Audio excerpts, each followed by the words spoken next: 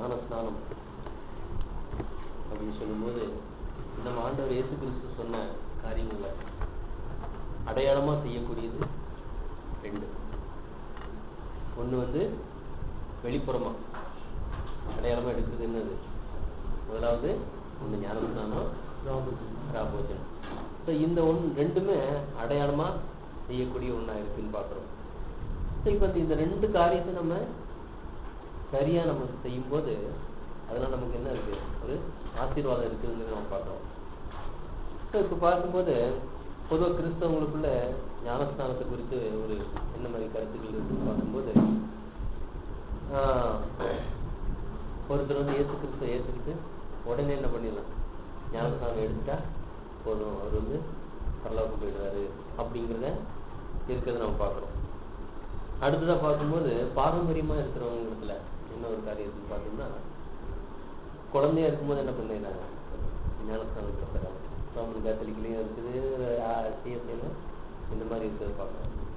So இதில் பார்க்கும்போது ஏன் அந்த ஒரு குழந்தைக்கு ஞானஸ்தானம் கொடுக்குறாங்க அப்படின்னு நம்ம பார்க்கும்போது அது என்னன்னா,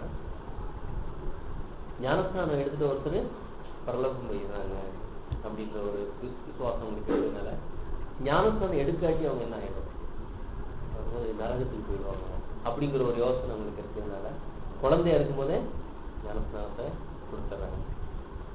அதுலேயே பார்த்தீங்கன்னா அநேக பிரிவினைகளை இருக்கிறது பார்க்கலாம். இப்போ எடுத்துகிட்ட பெந்தேகோஸ்தை எடுத்துக்கிட்டுங்க, மூலிகை எடுக்கிறது தான் ஞானஸ்தானம்னு அவங்களுடைய கருத்து. இல்லை இவங்க தெளித்தாலே போதும் அப்படின்னு இவங்களுடைய கருத்து. ஸோ ஒரு 18 வயசு வந்ததுக்கு தான் ஞானஸ்தானம் எடுக்கணும் அப்படிங்கிறது பெந்தேகோஸ்தையில கூட இருக்கிற ஒரு காரியம். ஸோ இப்படி ஆளாளுக்கு ஒவ்வொரு போதனைகள் உண்டு. சிலர் ஞானஸ்தானம் எடுக்க கூட வேண்டாம் அப்படின்னு சொல்லுறது. எதுக்காக இது சொல்றாங்க அப்படின்னு பார்த்தீங்கன்னா இதுக்கு கூட என்ன வச்சிருக்காங்க, அவங்க ஒரு காரணம் வச்சிருக்காங்க. உதாரணத்துக்கு எடுத்துக்கிட்டா கள்ளன் சிலுவையில் தொங்கிட்டு இருந்த கள்ளன், ஆண்டவரே இந்த ராஜ்யத்துக்கு அடியன் நினைத்துக் கொள்ளும் அப்படின்னு சொல்லும்போது இன்றைக்கு நீ என்னோட பரதேசில் இருப்பாய் அப்படின்னு சொன்ன உடனே என்ன ஆயிடுதுங்க, அவன் கள்ளன் பரலோகம் போயிட்டான் அப்படிங்கிற ஒரு போதனை, அப்படிங்கிற ஒரு விசுவாசம் இவங்க இருக்கிறதுனால ஞானஸ்தானம் எடுக்கிறது ஒன்றும் முக்கியம் இல்லை அப்படின்னு சொல்றது கூட உண்டு இல்லையா. அது கொடுக்குற விளம்பரம் இது இவங்க இந்த காரியங்கள் தான். ஸோ பார்க்கும்போது இயேசு கிறிஸ்துவே வழி, நானே வழியும் சத்தியம் ஜீவனுமா இருக்கிறேன் அப்படின்னு சொல்ற ஒரு காரியத்தை நம்ம பார்க்கறோம்.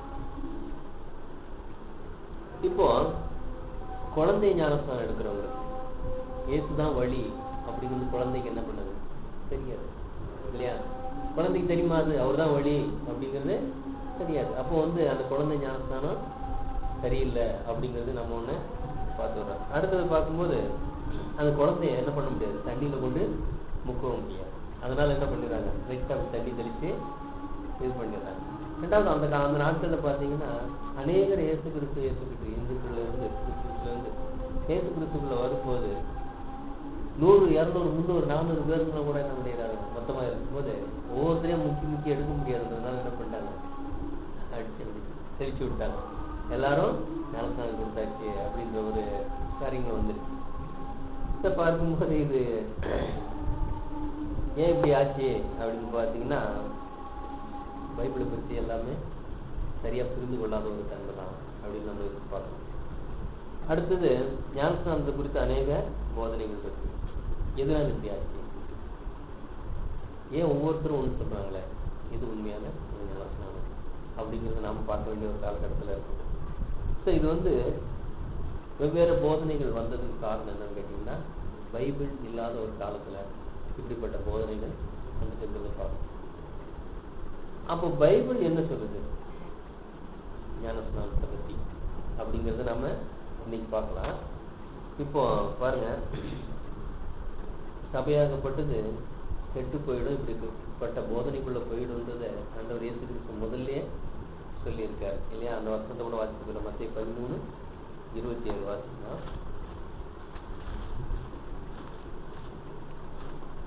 மத்திய 13:27 வீட்டு எஜமானுடைய வேலைக்காரன் அவரிடத்தில் வந்து, ஆண்டவனே, நீர் உமது நிலத்தில் நல்ல விதையை விதைத்தீர் அல்லவா, பின்ன அதில் களைகள் எப்படி உண்டானது என்றார்கள். அதற்கு அவன், சத்துரு அதை செய்தான் என்றார். சத்துரு அதை செய்தான். இந்த சபையில் இன்னைக்கு தவறான போதனைகள்லாம் வருன்றத அன்றைக்கே இயேசு கிறிஸ்து என்ன பண்ணியிருக்காருன்னா தீர்க்க தரிசனமா சொல்லிட்டாரு. அடுத்தது அவருக்கு மட்டும்தான் தெரியுமான்னு பார்த்தீங்கன்னா அப்போஸ்தலர்கள் கூட என்ன பண்ணிட்டாங்க, சபையார் பற்றி தவறான போதனைக்குள்ள போயிடுன்றத அப்போஸ்தலர் 20, 29, 30 வாசிச்சுப்பாங்க. அதுலேயும் சொல்லிடுறாங்க. 20 அதிகாரம் 29, 29. நான் போன பின்பு மந்தையை தப்ப விடாத பொடிதான ஓநாய்கள் உங்களுக்குள்ளே வரும். உங்களிலும் சிலர் எழும்பி சீஷர்களை தங்களிடத்தில் இழுத்துக் கொள்ளும்படி மாறுபாடானவைகளை போதிப்பார்கள் என்று அறிந்திருக்கிறேன். மாறுபாடான காரியங்களை போதிப்பாங்க அப்படின்னு அப்போஸ்தலர் காலத்திலேயே அது பார்த்திருக்கிறாங்க. சரி, அதே மாதிரி தான் பார்க்கும்போது இருட்டு காலம் வரப்போகுது, ராக்காலம் வரப்போகுது அப்படிங்கிற தீர்க்க தரிசனம்லாம் இருந்தது போல இந்த ராக்காலத்துல பைபிள் இல்லாத ஒரு காலத்துல வந்த போதனைகள் தான். சரி, இப்போ ஞானஸ்தானம்னா என்ன அப்படிங்கிறது இப்ப நாம ஆரம்பத்தில் பார்க்கலாம். இந்த ஞானஸ்தானத்தை குறித்து முதல் பேசினவர் யாரு அப்படின்னு பார்க்கும்போது யோவான் ஸ்நானகன் அப்படின்னு பார்க்குறோம். சரி, இப்போ இந்த யோவான் ஸ்நானகன் என்ன பண்ணாரு, விரியம் பாம்பு குட்டிகளே, யார் உங்களை வரும் கோபத்துக்கு தப்பிக்கொள்ளும்படி வகை காட்டுங்கிறது யாரு அப்படின்னு அந்த இஸ்ரேல் மக்களை கடிந்து பேசுறாரு. இஸ்ரேல் மக்கள் அவரிடத்துல என்ன பண்றாங்க, ஞானஸ்தானம் எடுக்கும்படி வர்றாங்க. சரி, அவர் எதற்காக ஞானஸ்தானம் கொடுத்தாரு, யாருக்கு கொடுத்தாரு அப்படின்னு பார்த்தீங்கன்னா அவர் புரஜாதிகளுக்கு யாருக்கும் கொடுக்கல, இஸ்ரேல் மக்களுக்கு தான் அவர் ஞானஸ்தானம் கொடுத்தாரு. இது இஸ்ரேல் மக்கள் யாரு அப்படின்னு பார்க்கும்போது ஆபிரகாம் வம்சமாக அந்த மக்கள். இவங்களுக்கு தேவன் என்ன பண்ணியிருந்தாரு கேட்டா, ஏற்கனவே ஒரு ஞானஸ்தானம் எடுத்திருந்தாங்க இல்லையா? எப்ப எடுத்திருந்தாங்க? செங்கடலுக்குள்ளாக எகிப்துங்கிற அந்த ஒரு இருட்டுக அந்த ஒரு பொல்லாத இடத்துல இருந்து இருப்பு காலவாயும் கூட சொல்லப்பட்டது. அதுல இருந்து அவங்களை தேவன் விடுவிச்சு கொண்டு வரும்போது ஒரு செங்கடல், 2 பக்கம் மதிலாக தண்ணி நின்று அதுக்கு நடுவாக கடந்து வந்ததை ஒரு ஞானஸ்தானத்துக்கு ஒப்பிட்டு இருக்காரு. இப்படி ஒரு ஞானஸ்தானத்துல தேவனோட உடன்படிக்கை பண்ணி வந்த இந்த மக்கள் என்ன ஆயிட்டாங்கன்னு பாத்தீங்கன்னா, ரொம்ப தூரம் போயிட்டாங்க தேவனை விட்டு, தேவன் கொடுத்த கற்பனை விட்டு ரொம்ப தூரம் பாவம் செய்து தூரமா போயிட்டாங்க. இப்போ இந்த மக்களை மறுபடியும் தேவனிடத்துல திருப்புறதுக்கான ஒரு காரியத்தை தான் இந்த அப்போஸ்தலன், அதாவது யோவான் ஸ்நானகன் பேசினார். வாருங்கள் ஞானஸ்தானம் கொடுக்குறேன் அப்படின்னு. இவர் எதற்காக கொடுத்தாருன்னா பாவ மன்னிப்புக்காக ஞானஸ்தானம் கொடுத்தாருன்னு பார்க்கணும். மார்க் 1வது அதிகாரம்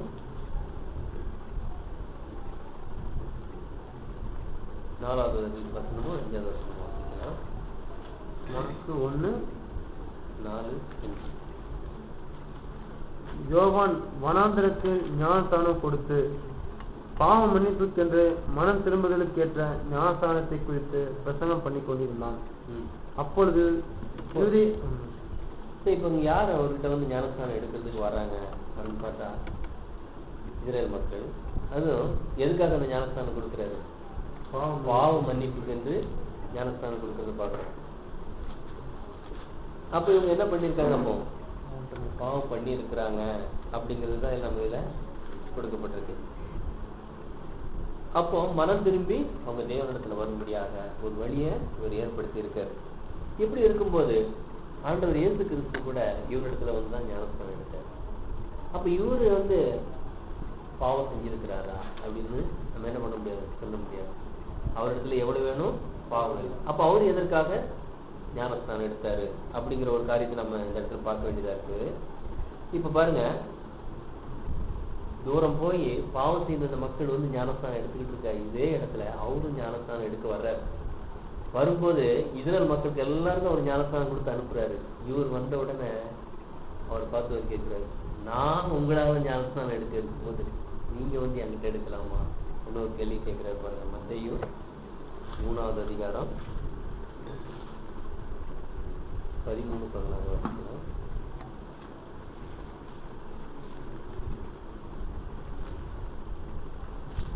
அப்பொழுது யோவானால் ஞானஸ்தானம் பெறுவதற்கு இயேசு கலிலேயாவை விட்டு யோர்தானுக்கு அருகே அவனிடத்தில் வந்தார். யோவான் அவருக்கு தடை செய்து, நான் உம்மாலே ஞானஸ்தானம் பெற வேண்டியதா இருக்க நீ என்னிடத்தில் வரலாமா என்றான். நான் உங்ககிட்ட ஞானஸ்தானம் எடுக்கிறேன், நீங்க என்கிட்ட எடுக்க வரலாமா அப்படின்னு சொல்லும் போது அங்க அவர் என்ன பண்ணல, பதில் சொல்லல இல்லையா. ஒரே ஒரு வார்த்தை என்ன சொல்றதுன்னு கேட்டா, இப்போது இடம் கொடு, எல்லா நீதியும் நிறைவேற்ற வேண்டி நம்ம கேட்டதா இருக்குது அப்படிங்கிற ஒரு வார்த்தையோட அப்படி விட்டுறாரு.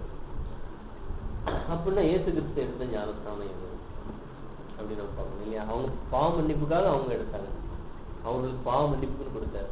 பாவம் செய்யாத இவர் எதுக்காக ஞானஸ்தானம் எடுத்தாரு அப்படிங்கறத நம்ம பார்க்க வேண்டியதா இருக்கு. இப்போ ஆண்டவர் இயேசு கிறிஸ்து 30 வயது வரைக்கும் எங்க இருந்தாருன்னு பாத்தீங்கன்னா அந்த யூதர்கள் மத்தியில இருந்தார். 30வது வயசுல தான் ஞானஸ்தானம் எடுக்கிறார். இந்த 30 வயது வரைக்கும் தேவன் இஸ்ரேல் மக்களுக்கு கொடுத்த அந்த நியாயப்பிரமாணத்தை முழுவதும் அவர் என்ன பண்ணியிருக்காரு, கை கொண்டிருக்கார். முழுவதும் கை கொண்டு அவரிடத்துல ஒரு குற்றம் இல்லை. ஒரு நியாயப்பிரமாணம் முழுவதையும் அவருடைய மாம்சத்துல நிறைவேற்றி முடிச்சிட்டார் இல்லையா. இப்படி நிறைவேற்றி முடிச்சிருக்கும் போது அவர் பூரண ஒரு மனுஷனாக இருக்கிறார். குறையே இல்லாத ஒரு மனுஷனாக இருந்து ஞானஸ்தானம் எடுக்க அவர் வர்றார். இப்போ அந்த பூரண மனுஷனுடைய வாழ்க்கையை பரிபூர்ணமா தேவனுக்கு ஒப்பு கொடுக்கறது தான் அந்த ஞானஸ்தானத்தோட அடையாளம். இப்ப நம்ம ஒரு வசனம் வாசிக்கலாம் பாருங்க. எபேசியர் 5ஆம் அதிகாரம் 2வது வசனம். 5:2. எபேசியர் 5ஆம் அதிகாரம் 2வது வசனம்.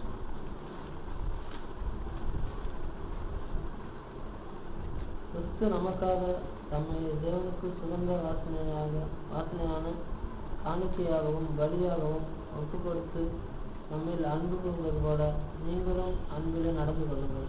பாருங்க, அவர் என்ன பண்ணிருக்காரு, தேவனுக்கு சுகந்த வாசனையான காணிக்கையாகவும் பலியாகவும் ஒப்பு கொடுத்திருக்காரு. இதுதான் அவர் எடுத்த ஒரு ஞானஸ்தானம். இந்த ஞானஸ்தானத்துல என்னன்னா தேவனுக்கு அவர் உடன்படிக்கை செய்யறாரு. ஒரு தண்ணீர மூழ்கி எழும்புறது தேவனோட செய்யற ஒரு உடன்படிக்கைக்கு ஒரு அடையாளமாக இருக்குது. இப்ப பாருங்க, இந்த ஞானஸ்தானத்தின் மூலமாக இனி என்னுடைய சித்தத்தை விட்டு உங்களுடைய சித்தத்தை முழுவதும் செய்யறன்னு அவர் ஜீவபலியாக தேவனுக்கு அர்ப்பணிக்கிறார். இந்த அர்ப்பணிப்புக்கு ஒரு அடையாளமாக தான் அது இருக்கு. எபிரேயர் புத்தகம் 10வது அதிகாரம் 7வது வசனம். எபிரேயர் 10:7. அப்பொழுது நான் தேவனை உம்முடைய சித்தத்தின்படி செய்ய இதோ வருகிறேன், புத்தக சுருளில் என்னை குறித்து எழுதியிருக்கிறது என்று சொன்னார். பாருங்க, அப்பொழுது தேவனே நான் உம்முடைய சித்தத்தின்படி செய்ய இதோ வருகிறேன். புத்தக சுருள் இவரை பத்தி எழுதியிருக்கு, இவர் என்னெல்லாம் செய்யணும் அப்படிங்கிறதெல்லாம். அந்த சித்தத்தை செய்ய இதோ நான் வருகிறேன் அப்படின்னு சொல்றாரு. இவருக்கு ஒரு சரீரத்தை தேவன் என்ன பண்ணியிருக்காரு, ஏற்படுத்தினார். அந்த சரீரத்துல நியாயப்பிரமாணம் முழுவதையும் கை கொண்டுட்டு உங்களுடைய சித்தத்தின்படி செய்ய இதோ வருகிறேன்னு சொல்லி வந்திருக்காரு. இப்படி வந்த அவர் அடுத்த வசனம் வாசிங்க. நியாயப்பிரமாணத்தின்படி செலுத்தப்பட்டு வருகிற பலிகளை குறித்து மேற்சொல்லியபடி பலியையும் காணிக்கையும் சர்வாங்க தகன பலியையும் பாவ நிவாரண பலியையும் நீர் விரும்பவில்லை, அவைகள் உங்களுக்கு பிரியமானதல்ல என்று சொன்ன பின்பு தேவன் பாருங்க, அவரை பற்றி எழுதப்பட்ட அந்த வார்த்தை நிறைவேறுவதற்காக அந்த தேவ சுத்தம் செய்யறதுக்காக தன்னை ஒப்பு கொடுக்குறோம். அந்த ஒப்பு கொடுத்தலுக்கு ஒரு அடையாளம் தான் ஞானஸ்தானம். இப்போ ஒரு ஞானஸ்தானம் எடுத்த இதோட பொருள் என்னன்னு பார்க்கும்போது அடுத்தது மார்க்கு 10வது அதிகாரம் 38வது வசனம். மார்க்கு 10:38.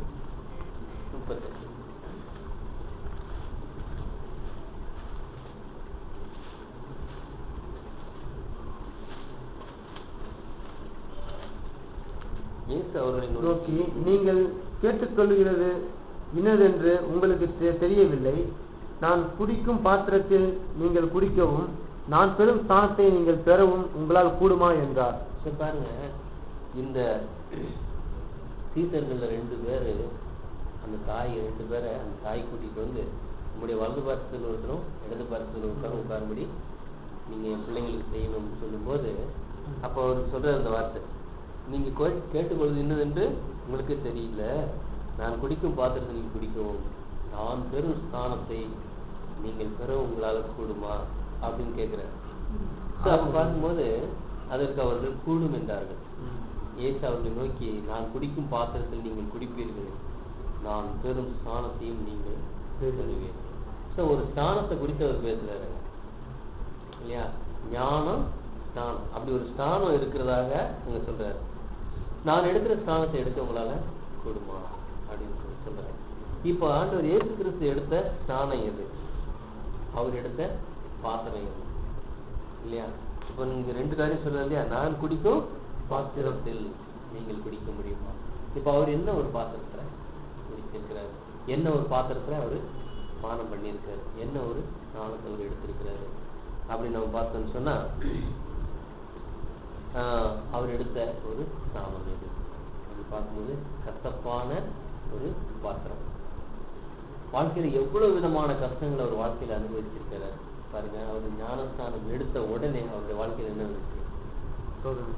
எடுத்து கரை ஏறின உடனே சோதனைக்காரன் வந்து 40 நாள் உபவாசம் பண்ணும்படி வனாந்தரத்துக்கு கொண்டு போகப்படுறாரு.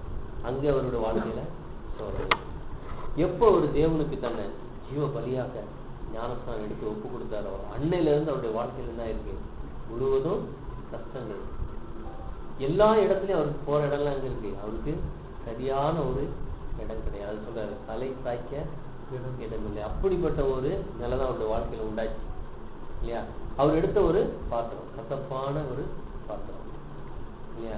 அவரு எப்படிப்பட்ட ஒரு கசப்பான ஒரு பாத்திரம் பார்க்கும்போது சீசர்களுக்கு போதிக்கும் என்ன சொல்றாரு? நீதியின் நிமித்தம் துன்பப்படுகிறவர்கள் வாக்கியவான்கள். அப்ப நீதியின் நிமித்தம் முதல் துன்பப்பட்டது யாருன்னா அவருதான். இப்படிப்பட்ட ஒரு காரியத்தை செய்யறதுக்கு தான் சொல்றாரு பாருங்க, மத்தேயு 5:10. இந்த நீதியின் நிமித்தம் துன்பப்படுகிறவர்கள் பாக்கியவான்கள், பரலோகராஜ்யம் அவர்களுடையது. இந்த நீதி நிமித்தம் துன்பப்படுகிற ஒரு வேலை எப்போ ஆரம்பிச்சுன்னு பார்த்தீங்கன்னா ஞானஸ்தானம் எடுக்கும்போது ஆரம்பிச்சு.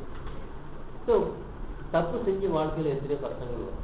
தப்பே செய்யாம நீதி செய்து வாழ்க்கையில கஷ்டங்கள் வருது. அந்த ஞானஸ்தானத்திலிருந்து ஒரு வாழ்க்கையில ஆரம்பமாயிடுச்சு. இப்ப பாருங்க, யோர்தான்ல ஆரம்பிச்ச ஒரு ஸ்தானம் எப்ப முடிஞ்சது? சிலுவையில போய் முடிந்ததுன்னு சொல்லும் போது அந்த ஸ்தானம் முடிஞ்சது இல்லையா?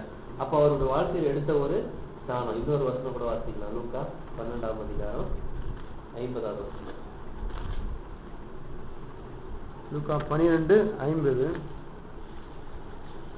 ஆகிலும் நான் முழுக வேண்டிய ஒரு ஸ்தானம் உண்டு, அது முடியும் அளவும் எவ்வளவோ நெருக்கப்படுகிறேன். நான் முழுக வேண்டிய ஒரு ஸ்தானம் உண்டு. ஏற்கனவே யோசனால முடிஞ்சிட்டாரு. அப்புறம் மறுபடியும் இன்னொரு ஸ்தானத்தை பற்றி பேசுறாரு இல்லையா? அங்க ஆரம்பிச்ச அந்த ஒரு ஸ்தானம் தான். அந்த முழுக வேண்டிய ஸ்தானம் இன்னும் இருக்கு. அது முழுக வரைக்கும் இன்னும் எவ்வளவோ நெருக்கப்படுறேன் அப்படின்னு சொல்றேன். ஞானஸ்தானம் என்ன, அவன் தண்ணியில் முந்தி எடுத்தோன்னு முடிஞ்சு போச்சு. அவர் இன்னும் ஏன் அந்த ஸ்தானத்தை பற்றி பேசிக்கிட்டு இருக்கிறாரு அப்படின்னு பார்க்கும்போது, தேவனுக்கு தன்னை ஜீவபலியாக ஒப்பு கொடுத்த ஒரு காரியம் எந்த ஒரு சூழ்நிலை வந்தாலும் தேவனை நம்முடைய திட்டத்தின்படி நான் செய்யறேன் அப்படிங்கிறத அங்க சொன்ன வார்த்தையோடைய அடையாளத்தை அவர் நிறைவேற்றிட்டு வந்துட்டு இருக்கார். பிலிப்பியர் 2வது அதிகாரம் 8 to 10 வரைக்கும் வாசிக்கலாம்.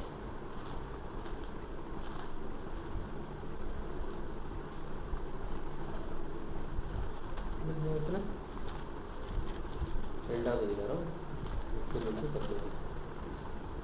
அவர் மனுஷ ரூபமாய் காணப்பட்டும் மரணபயந்தம், அதாவது சிலுவையின் மரணபயந்தமும் கீழ்ப்படிந்தவர்கள் தம்மை தாமே தாழ்த்தினார்.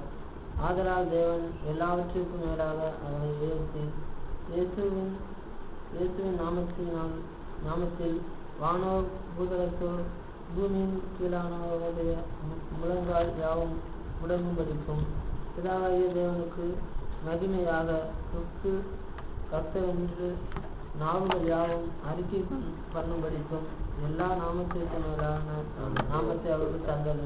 பாருங்க, இவர் எடுத்த அந்த ஒரு ஸ்தானம் எது வரைக்கும் அவர் கீழ்படிஞ்சிருக்காங்க, சிலுவையின் மரண பரிந்தம் தன்னை தாழ்த்தினார். ஸோ அந்த ஒரு பலியின் ஜீவியத்தில் நடக்கிறதுக்கு அவர் ஞானஸ்தானத்தில் தான் ஆரம்பித்தார். ஆரம்பித்து அந்த 3.5 வருடங்கள் அவர் முழுவதும் அந்த பலியின் வாழ்க்கையிலேயே அவர் நடந்து கடைசியில் சிலுவையில் போய் ஒரு தன் ஜீவனை முடிச்சார். இப்போ அந்த தேவன் அவருக்கு எல்லா வருஷத்துக்கும் மேலாக எழுதுகிறார்னு பார்க்கணும். வாழ்க்கையில் எந்த இடத்துல அவர் தன்னுடைய சித்தத்தை அவர் செஞ்சதே கிடையாது.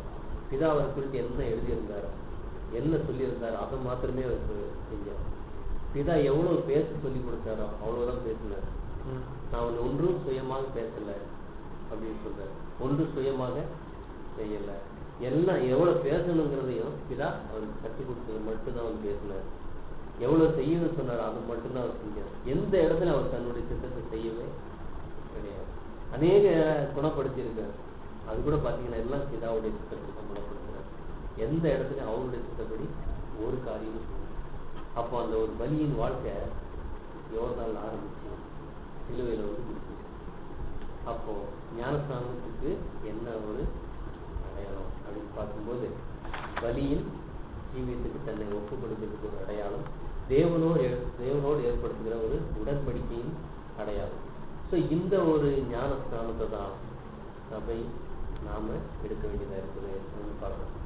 இப்போ பாருங்க, இந்த ஒரு ஞானஸ்தானம் எடுத்தா நமக்கு எப்படிப்பட்ட ஒரு ஆசீர்வாதம் கிடைக்குதுங்கிறத முதலாவது நமக்கு என்ன பண்ணிடுறாரு சொல்லிடுறாரு.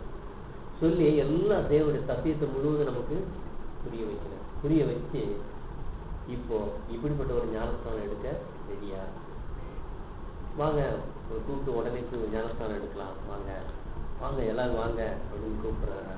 அப்படின்னு பார்த்தீங்கன்னா அவர் ஒரு காரியம் சொல்றாரு பாருங்க. லூக்கா 14ஆம் அதிகாரம் 27 வாசிங்க. லூக்கா 14:27 வாசிங்க. 2 வசனம். சுமந்து வந்து எனக்கு பின் வராதவன் எனக்கு சிஷனாக இருக்க மாட்டான். இதான் கண்டிஷன். தன் சிலுவையை சுமந்து கொண்டு எனக்கு பின் செல்லாதவன் எனக்கு சீசனா இருக்க மாட்டான் அப்படின்றது வார்த்தை.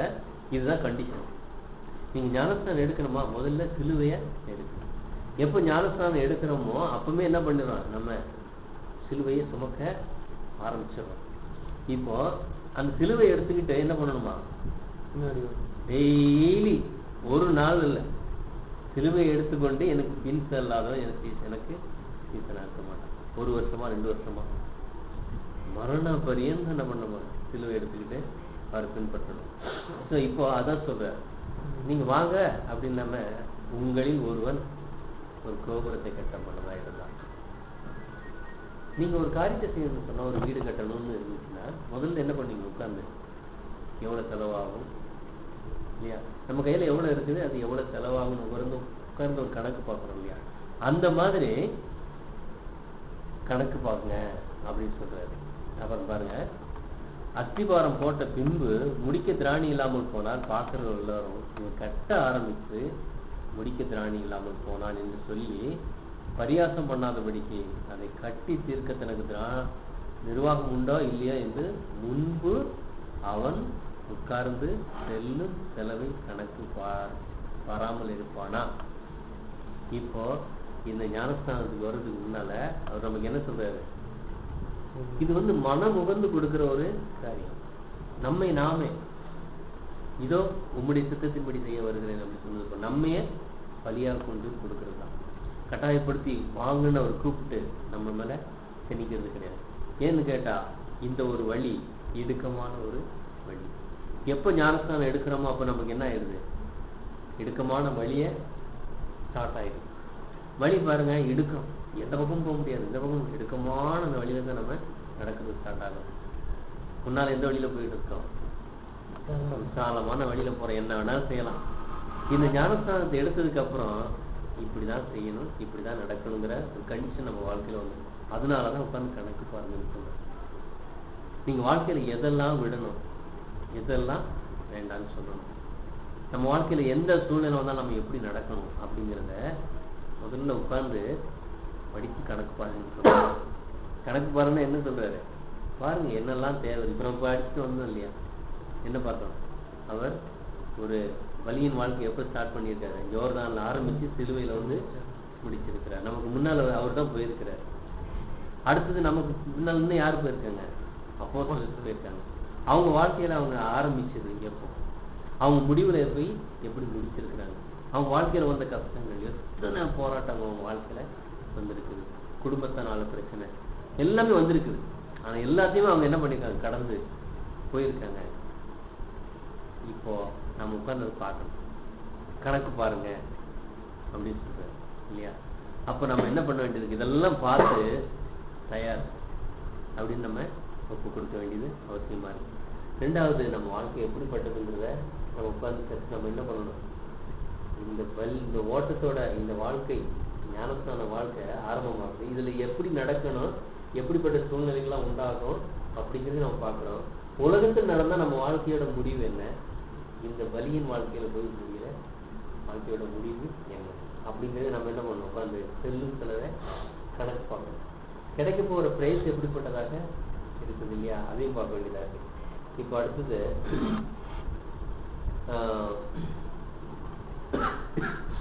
இந்த ஞானஸ்தானம் எடுக்கும்போது நமக்கு என்ன ஒரு பெனிஃபிட் இருக்கும்போது ரோமர் 6வது அதிகாரத்துக்கு போகலாம்.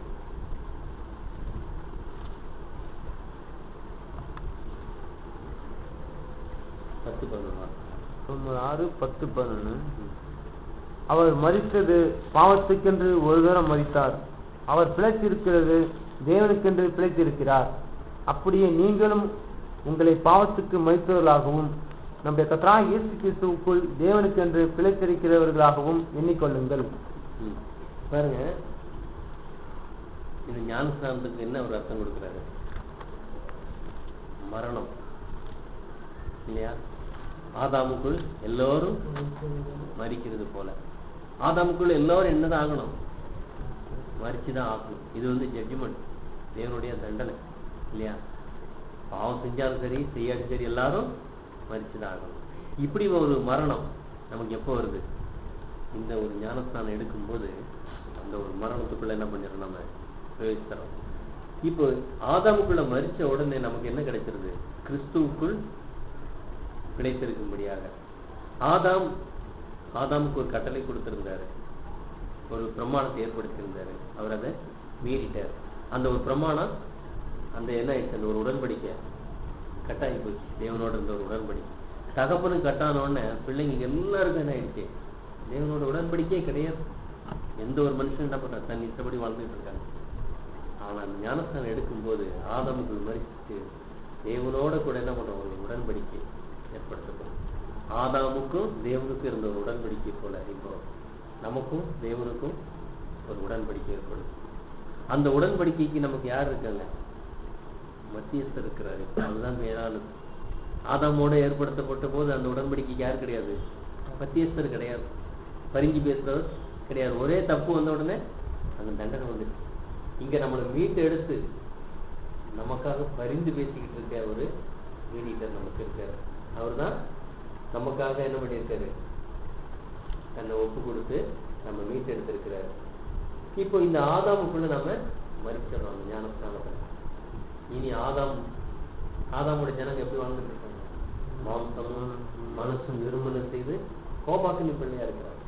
நாம் எப்போ ஞானஸ்தானம் எடுக்கிறோமோ அந்த ஒரு பொல்லாத்திலிருந்து நம்ம விடுவிக்கப்பட்டு தேவனோடு கூட ஏற்படுத்த உடன்படிக்கையினால இனிமே தேவ சித்தம் தான் நம்ம வாழ்க்கையில. நம்ம சித்தத்தை எதையும் என்ன பண்ண முடியாது? செய்ய முடியாது. உலகம் என்ன பண்ணும்? மாம்சம் மனசு விரும்புறதை செய்யும். நம்ம மாம்சமும் மனசும் விரும்புறதை செய்ய முடியாது. மாம்சத்தையும் அதன் ஆசைகளையும் சிலுவையில் அறைந்திருக்க வேண்டியத ஒரு கண்டிஷன் இருக்கு. என்ன இது இவ்வளோ பயங்கரமா இருக்கு ஞானஸ்தானம் அப்படின்னு நம்ம நினைக்கிறோம். ஆனா தேவன் என்ன பண்றாரு நம்ம என்ன பண்ண வேண்டியது? பார்க்க வேண்டியது. இந்த ஒரு உடன்படிக்கை செய்யறவங்களுக்கு தேவனுடைய ஹெல்ப் நிறைய இருக்கு. இப்ப பாருங்க, இந்த உடன்படிக்கை ஏற்படும் போது ஞானஸ்தானம் எடுக்கும்போது தேவன் நமக்கு என்ன ஒரு ஆசீர்வாதத்தை கொடுக்கிறாரு அப்படின்னு நம்ம பார்க்கிறோம். அதே ரோமர்ல 6வது அதிகாரத்துல 4-5 வாசிங்க. மேலும் பிதாவின் மகிமையினாலே கிறிஸ்து மரித்தோரிலிருந்து எழுப்பப்பட்டது போல நாமும் புதிதான ஜீவன் உள்ளவர்களாய் நடந்து கொள்ளும்படிக்கு அவருடைய மனசுக்குள்ளாக ஞானஸ்தானத்தினாலே கிறிஸ்துவனே கூட அடக்கம் பண்ணப்பட்டோம். இப்போ அவருடைய மரணத்தின் சாயல் நாம் இணைக்கப்பட்டது, அவருடைய உயிர்த்தெழு சாயலும் இணைக்கப்பட்டிருப்போம் அப்படிங்கிற ஒரு காரியத்தை நம்ம பார்க்குறப்போ, ஆனா இந்த ஒரு உடன்படிக்கை ஏற்படும் போது, இந்த ஒரு ஞானஸ்தானம் எடுக்கும் தேவன் நமக்கு என்ன ஒரு ஆசீர்வாதத்தை வச்சிருக்காருன்னு பார்க்கும்போது, ஆண்டவர் இயேசு கிறிஸ்து ஞானஸ்தானம் எடுத்து கரை ஏறும்போது அவருக்கு என்ன கிடைக்குது? பரிசுத்த ஆவி தேவன் கொடுக்குறாரு. ஸோ இப்போ நமக்கு கூட என்ன பண்ணியிருக்காரு? அதே பரிசுத்த ஆவியை வாக்குத்தத்தம் பண்ணியிருக்காரு. அதனால சீசர்கள் போய் கேட்கும்போது என்ன சொல்றாரு? உன்னதத்திலிருந்து வரும் பலனால் கற்பிக்கப்படுற வரைக்கும் எருசலேம்ல காத்திருங்க அப்படின்னு சொல்றாரு. அப்ப சபை எப்போ அபிஷேகம் பண்ணப்பட்டது? பெந்தேகோஸ்து நாள் இல்லையா? இப்போ அந்த ஒரு ஞானஸ்தானம் நம்ம எடுக்கும்போது அந்த ஒரே சரீரத்துக்குள்ளாக நம்ம என்ன பண்ணிடுறோம்? வந்துடும். இப்போ ஒரு சரீரம் வந்து செய்யப்பட்டிருக்கு. அந்த சரீரத்துக்கு தலை யாரு? கிறிஸ்து இல்லையா? நம்ம எல்லாரும் ஒரே அவயம்னு பார்க்கிறோம். இந்த ஒரு ஞானஸ்தானம் நம்ம எடுக்கும்போது என்ன பண்ணிடணும்னு கேட்டா, அந்த ஒரு சரீரத்துக்குள்ளாக அடக்கம் பண்ணப்பட்டோம். அதனாலதான் அங்க வசனம் சொல்லி என்ன பண்றாரு? அவரோட கூட அடக்கம் பண்ணப்பட்டோம்னு சொல்லப்பட்டிருக்க 4வது வருஷம். அப்ப அந்த சரீரத்துக்குள்ளாக அடக்கம் பண்ணப்படுறோம். கிறிஸ்துங்கிற ஒரு சரீரம். கிறிஸ்துன்னு என்ன அர்த்தம்? அபிஷேகம் பண்ணப்பட்டவர் அப்படின்னு அர்த்தம் இல்லையா? அந்த பாடிக்குள்ள நம்ம என்ன பண்ணா ஒரு அங்கமாக நம்ம மாறணும். இன்னும் எவ்வளவுலாம் இன்னும் என்னெல்லாம் இருக்கு அப்படின்னு பார்க்கும்போது, அந்த ஒரு ஞானஸ்தானம் எடுக்கும்போது தேவன் என்ன பண்றாரு? நம்முடைய பேரை மரண புத்தகத்திலிருந்து எடுத்துடுறாரு, ஜீவ புத்தகத்துல எழுதப்பட்டிருக்கு. என்ன எவ்வளவு ஒரு மேன்மை பாருங்க. மேல நடந்துகிட்டு இருக்கிறது ஒரு காரியம் இல்லையா? மனம் திரும்புகிற ஒரு பாவி நிமித்தம் பரலோகத்துக்கு சந்தோஷம் உண்டாகுது அப்படின்னா என்ன ஒரு சந்தோஷம்? எல்லாரும் பிறந்தவங்க மறிச்சுதான் ஆகணுங்கிறது தேவனுடைய தீர்ப்பு. அந்த ஞானஸ்தானம் எடுக்கும் போது அந்த பழைய புத்தகத்துல இருந்து என்ன பண்ண, மரண புத்தகத்துல இருந்து பேரை எடுத்துறாரு. மறிச்சாச்சு, முடிச்சு போயிடுச்சு இல்லையா? மரண புத்தகத்துல இருந்து பேரை எடுத்துட்டாச்சு, மறிச்சுட்டா ஆதாமுக்குள்ள மறிச்சிடுறாங்க இல்லையா? அப்ப அந்த புத்தகத்துல இருந்து பேர் எடுக்கப்பட்டு இன்னொரு புத்தகத்துக்கு நம்முடைய பேர் போகுது. என்ன புத்தகம்னா ஜீவ புத்தகத்துல பேர் எழுதப்படும். பாருங்க எவ்வளவு ஒரு காரியம் ஏற்படுது பாருங்க. ஞானஸ்தானத்துக்கு சாதாரண ஒரு காரியம் தான். அப்ப என்ன ஆயிடுது? தேவ தூதர்கள் பார்க்கும்போது என்ன பண்றாங்க? ஓ, ஒரு மனுஷன் அந்த மரண புத்தகத்துல இருந்து அவருடைய பேர் எடுக்கப்பட்டு ஜீவ புத்தகத்துல வருதுன்னு போது எவ்வளவு ஒரு சந்தோஷம் பார்த்தீங்களா? அதான் மனம் திரும்புகிற ஒரு பாவி மித்தம் பரலோகத்துக்கு சந்தோஷம் உண்டாகும். அப்ப இங்க ஒரு ஜீவன் காக்கும்படி, நம்முடைய பரலோகத்துக்கு வரும்படி ஒரு ஜீவன் என்ன பண்ணுது? அந்த மரணத்திலிருந்து விடுவிக்கப்பட்டு ஜீவனுக்குள்ள வருது. நம்மளுக்கு அவ்வளவு பெரிய ஒரு சந்தோஷம் உண்டாகுது. பரலோகம் நம்மளை பார்க்குது. ஞானஸ்தானம் எடுத்து கரை ஏறி வரும்போது தேவன் என்ன சாட்சி கொடுக்கிறது? இருக்கு, என் நேசகுமாரன் இவரில் பிரியமா இருக்கிறேன்னு சொல்றாரு இல்லையா? சோ அதே வார்த்தை யாருக்கு தான் இருக்கு? நமக்கு இருக்கு. தேவன் நம்ம மேல என்ன ஆயிடுறாரு? பிரியமாயிடுறாரு. ஏதோ தன் வாழ்க்கையை எனக்கு அர்ப்பணிச்சுட்டான், எனக்கு என்னோட கூட ஒரு உடன்படிக்கை ஏற்படுத்தப்பட்டிருக்கு இல்லையா? அப்படின்னு அந்த ஒரு உடன்படிக்கை ஏற்படுறதுக்கு காரணம் ஆண்டவர் இயேசு கிறிஸ்துவுடைய ரத்தம் இல்லையா? அந்த ரத்தம் இல்லைன்னா நம்ம என்ன பண்ண முடியாது? தேவனோட உடன்படிக்கையை ஏற்படுத்தப்பட முடியாது. இப்போ அந்த சரீரத்துக்குள்ளாக நாம அடக்கம் பண்ணப்படுறோம் இல்லையா? அதனாலதான் சங்கீதம் 133:12 என்ன சொல்றாரு?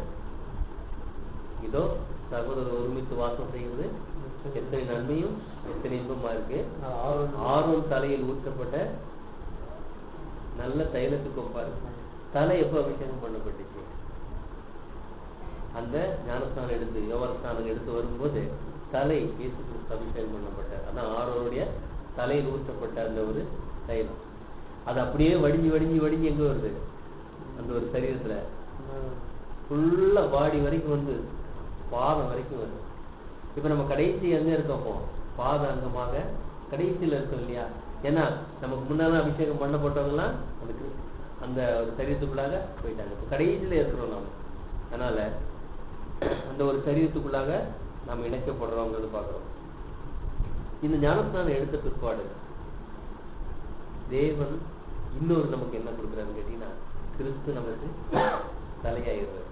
இது வரைக்கும் நாம தான் தலை. நாம என்ன பண்றோம்? நம்ம விருப்பப்படி எதுனாலும் செய்யறோம். தலை ஆர்டர் கொடுக்கறதுக்கு என்ன பண்ணணும்? சரீரம் முழுவதும் கண்ட்ரோல் வந்துடுது இல்லையா? அப்ப பாருங்க, எப்ப நம்ம ஞானஸ்தானம் எடுக்கிறோமோ அப்பவுமே கிறிஸ்து நமக்கு தலையாயிடுறாரு. கலாத்தியர் 3வது அதிகாரம் 27வது வருஷம் 23வது 27 கலாத்தியர் 3:27. ஏனெனில் உங்களில் கிறிஸ்துவுக்குள்ளாக ஞானஸ்தானம் பெற்றவர்கள் எத்தனை பேரோ அத்தனை பேரும் கிறிஸ்துவை தரித்துக் கொண்டீர்களே. என்ன பண்றோம்? கிறிஸ்துவை தரித்துக் கொள்றோம் இல்லையா? இன்னும் பார்க்கும்போது எபேசியர்ல பார்க்கும்போது தலையாகிய கிறிஸ்துவோட இணைக்கப்படுறோம். இனி நமக்கு யாருக்கு தலை? கிறிஸ்து தான். நமக்கு இனிமே தலை நாம் கிடையாது இல்லையா? என்னைக்கு பலி ஞானஸ்தானம் எடுக்கிறோமோ அன்னைக்கே ஒரு ஆடு பலியிட போகும்போது என்ன ஆகும்? பஸ்ல தலைய கட் பண்ணிடுவாங்க பஸ்ல இல்லையா? அப்ப அந்த தலை கட் பண்ணப்பட்டதுக்கு அப்புறம்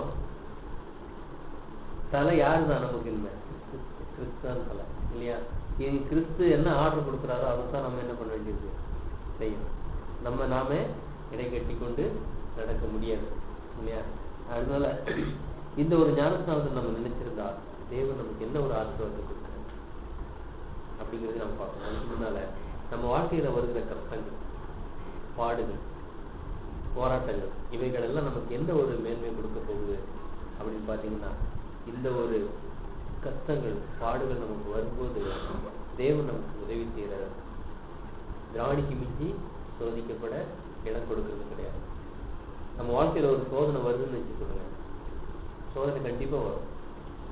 ஏன்னா இந்த சரீரத்துக்குள்ளாக ஞானஸ்தானம் பெற்றவங்களுக்கு என்னதான் வாக்குத்தத்தம்? அநேக உபத்திரவம் வழியாக கடந்து போய் நம்ம தேவனுடைய ராஜ்யத்துக்குள்ள போகணும் அப்படிங்கிறது ரூல்ஸ். கண்டிப்பா உபத்திரவம் வரதான் செய்யும். நல்லது செஞ்சுக்கிட்டே இருப்போம், நமக்கு என்ன பண்ணுவோம்? பிரச்சனைகள் வரும். எல்லாரும் நம்மளோட பகைக்க முடியாத சூழ்நிலை கூட வரும். ஆனா எதுக்கு இதெல்லாம் வருது? அதான் முக்கியம். அப்ப தேவன் நமக்கு என்ன செய்யறாரு? உலகத்திலிருந்து நம்மளை என்ன பண்ண பிரிச்சு எடுக்கிறாரு. நம்முடைய மனது எதெல்லாம் ஒட்டிட்டு இருக்கோ அதுல இருந்து என்ன பண்றாரு? கம்ப்ளீட்டா பிரிச்சு எடுக்கிற நம்ம வாழ்க்கையில பார்த்தோம்னா என்ன இது, எப்படி இவங்களோட நம்ம இணைக்கப்படுறோம்னு எப்படி பிரிச்சு வந்தோம் நமக்கே தெரியாது. தேவன் எடுத்துருவாரு. அப்போ ஒரு உலக மனுஷனோட நம்ம இணைக்கப்பட்டோம்னா அது பிரிச்சு எடுக்கிறது சாதாரண ஒரு காரியம் கிடையாது. அப்போ எவ்வளவு வலி இருக்கும் நமக்கு.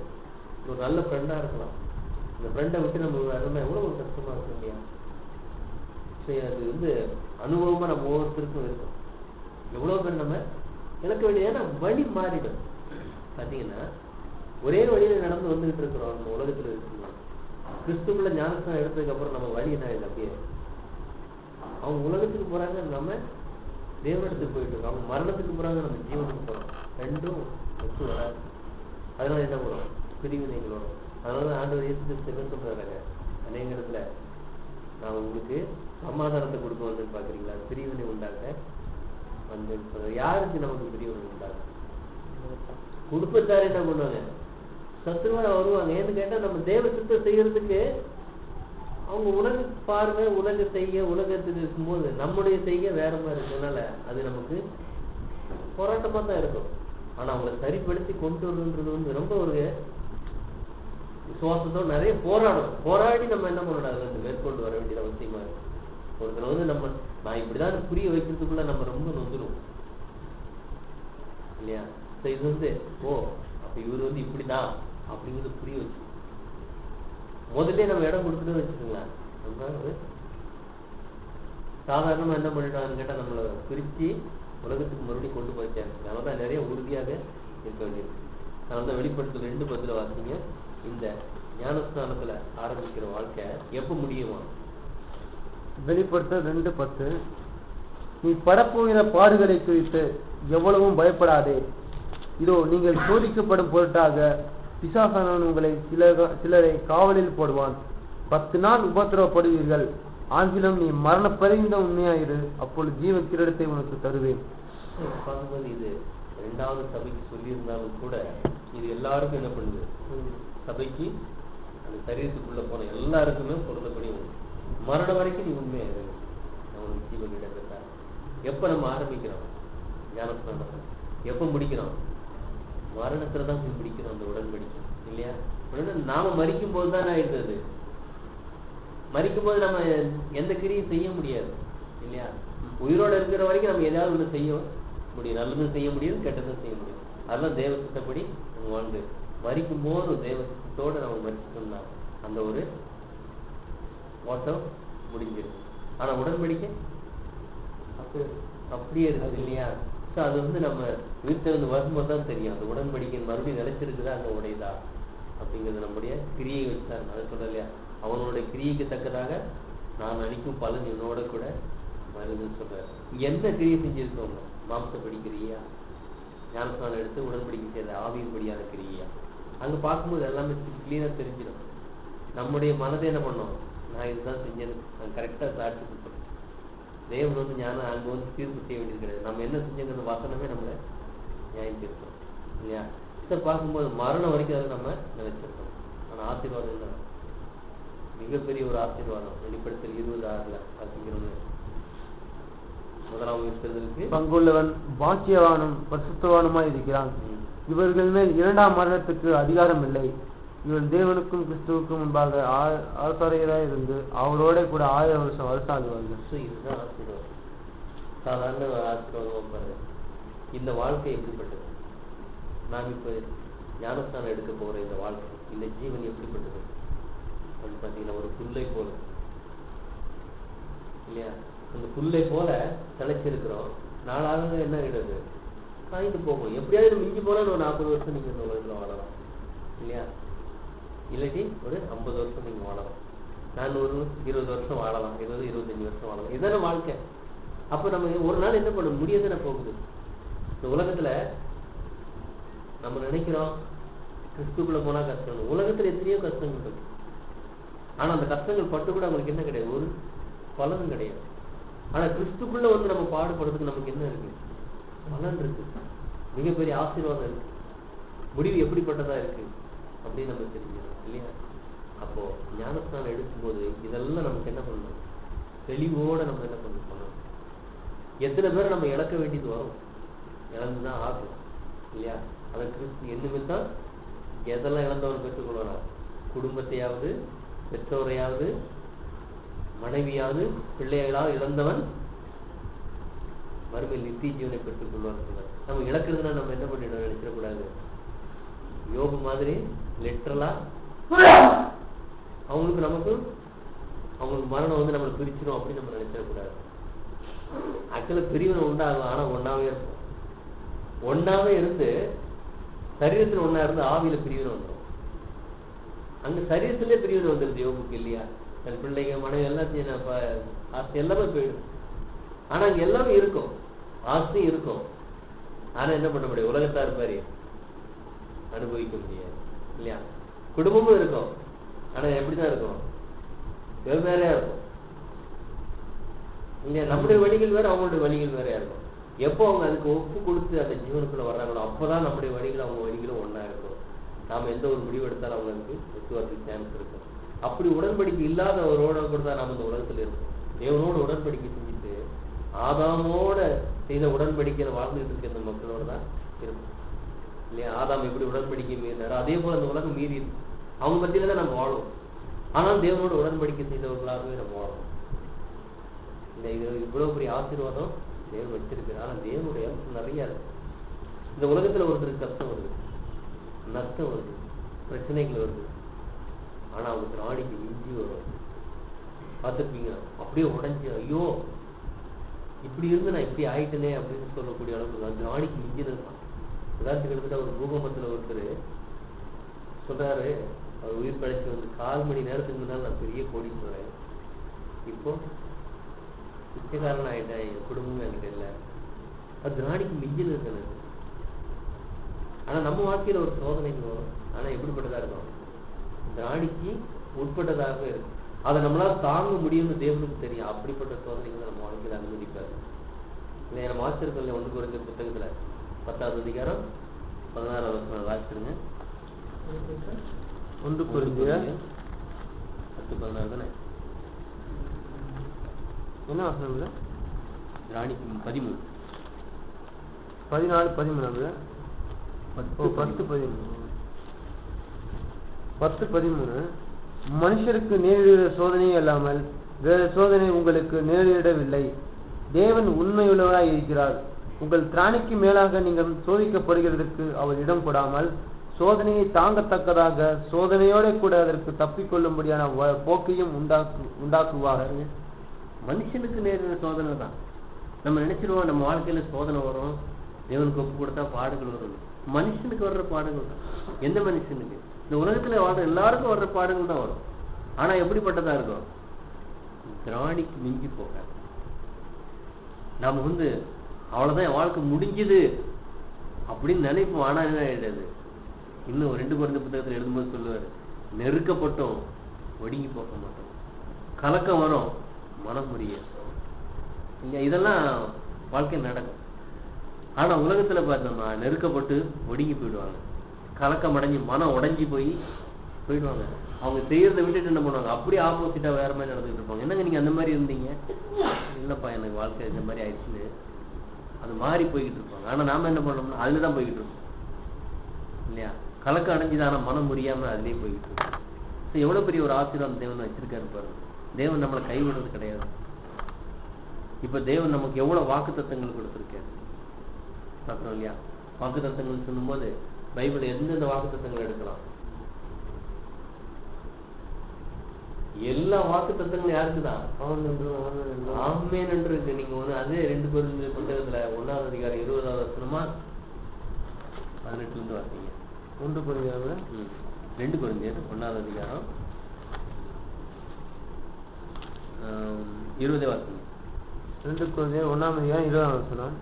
எங்களால் தேவனுக்கு மகிமை உண்டாகும்படி தேவனுடைய வாக்குத்தத்தங்கள் எல்லாம் கிறிஸ்து இயேசுவுக்குள் ஆம் என்றும் அவருக்குள் ஆமென் என்றும் இருக்கிறது. கிறிஸ்து இயேசுக்குள் ஞானஸ்தானம் பெற்று நீங்க எல்லாரும் கிறிஸ்துவை தரித்து கொண்டீர்கள் அவங்க எதை சொல்லுது? அப்ப கிறிஸ்துவை தரித்து கொண்ட ஒவ்வொரு என்ன சொல்றாரு? கிறிஸ்து இயேசுக்குள் இருக்கிற நம்ம எல்லாருக்குமே தேவனுடைய வாக்குத்தத்தம் ஆம் ஆமென் அப்படின்னு. எவ்வளவு வாக்குத்தத்தங்கள் இருக்கு? ஏகப்பட்ட வாக்குத்தத்தங்கள் இருக்குது இல்லையா? பயப்படாதே, நான் உன் தேவன், திகையாதே, நான் உன்னோட கூட இருக்கிறேன், நான் உன்னை விட்டு விலக மாட்டேன், உன்னை கைவிட மாட்டேன்னு சொல்லியிருக்கு. ஒரு மனுஷன் அல்ல நம்மோட அந்த வாக்குத்தத்தம் பண்ணியிருக்குது, இவனோட தேவன் பண்ணியிருக்காரு. அந்த வாக்குத்தத்தங்கள் எல்லாம் நமக்கு பலிக்கும் ஞானஸ்தானம் எடுத்து பிறகு. ஆனா அதுக்கு முன்னாடி அது பலிக்குமான்னு பார்த்தா அது பலிக்காது இல்லையா? ஆனா இது பிற்பாடு எல்லா வாக்குத்தத்தங்களும் நமக்கு பலிக்கும். நீதிமான் 7 தடவை தான் எழுந்து நிற்பான். நான் உன்னை வாளாக்காமல் தலையாக்குவேன், நீ கீழாக்காமல் மேலாவாய். இந்த வாக்குத்தத்தம் நமக்குரியது இல்லையா? நம்ம ஒரு நாளும் கீழாக மாட்டோம், மேலாகிட்டு தான் இருப்போம். இந்த வாக்குத்தத்தத்தை நம்ம கையில் எடுத்துக்கொள்ளலாம் இல்லையா? இத்தனை வாக்குத்தத்தை நமக்கு கொடுத்துருக்காரு. ஞானஸ்தானம் எடுத்தவர்களுக்கு மட்டும்தான் இல்லையா? இப்போ இப்படி தேவனுடைய சித்தம் இதுதான் அப்படின்னு தெரியாம வெறும் சும்மா தண்ணியில முங்கி எழுதுனால நமக்கு என்ன ஒரு பலனும் கிடையாது இல்லையா?